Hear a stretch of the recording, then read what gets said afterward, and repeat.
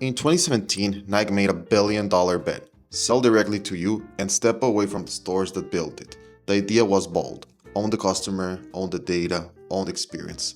7 years later, Nike's own CEO admitted that the bet went too far. So was Nike's consumer direct offense a hit or a miss? I'm Nahim Manzur, a junior partner at an insurance agency and an MBA student at EGADE. And here is the case that taught me about where omnichannel retail is really heading. First, the context. In 2017, Nike launched the Consumer Direct Offense or CDO. The logic was simple.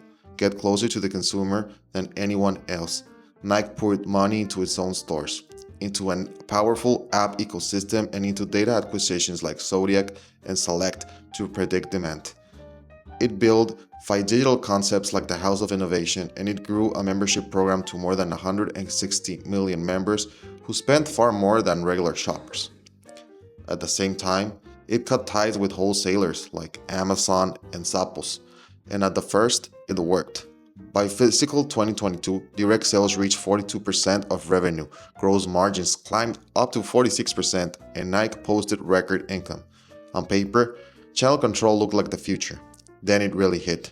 Demand cooled after the pandemic, and Nike was left with billions of dollars in excess inventory. Here is the trap. By leaving the wholesale, Nike had far fewer doors to clear than the stock, and the shelves it walked away from did not stay empty.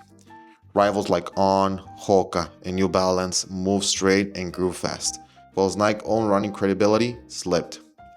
Costs climbed too. Now, Nike carried all the inventory, marketing, and logistics that partners used to share, and its headcount and complexity ballooned.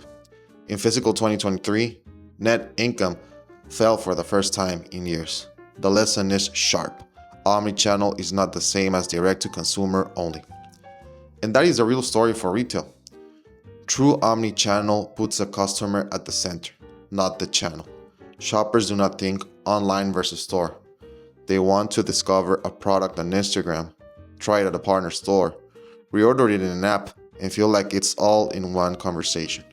Nike actually understood part of this. It's like living retail lives, like Nike and Live and the House of Innovation blended digitally and physically beautifully, and its data and membership became the real moat. Where its lip was treating the wholesale as the enemy, instead as a channel for discovery, reach, and demand sensing. Owning the relationship is really smart, but abandoning the places where people discover you is not. The strongest proof, Nike itself reversed the course. In 2024, its CEO publicly admitted the company had gone too far. Leadership passed to the industry veteran, Elliott Hill, and to the new Win Now plan is rebuilding wholesale, returning to Foot Locker, Dick's, and even Amazon.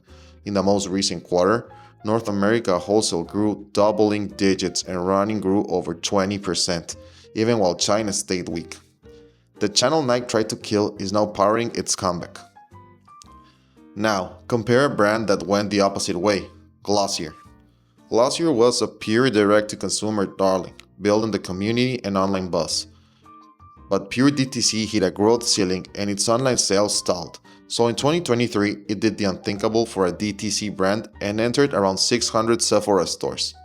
That single wholesale move delivered over $100 million in its first year and quickly became its biggest growth engine. While Glossier kept a few flagship stores as pure brand extension, two brands, opposite directions, the very same destination. Balance beats purity. So, was it a hit or was it a miss? My take, CDO was a hit in the vision and a miss in the execution. The vision of a direct data-rich relationship with the customer was right, and it is where retail is going. Over-rotating away from the wholesale all at once was a mistake. My proposal is what I called a balanced omnichannel. Give every channel a clear job. Let your apps and stores own the experience, the data, and the relationship. Let the wholesale own discovery, reach, and demand sensing. And never delete the places where the new customers first come to find you. What I learned is simple. In modern retail, you do not win by picking a channel. You win by connecting all of them around one consumer. Thank you.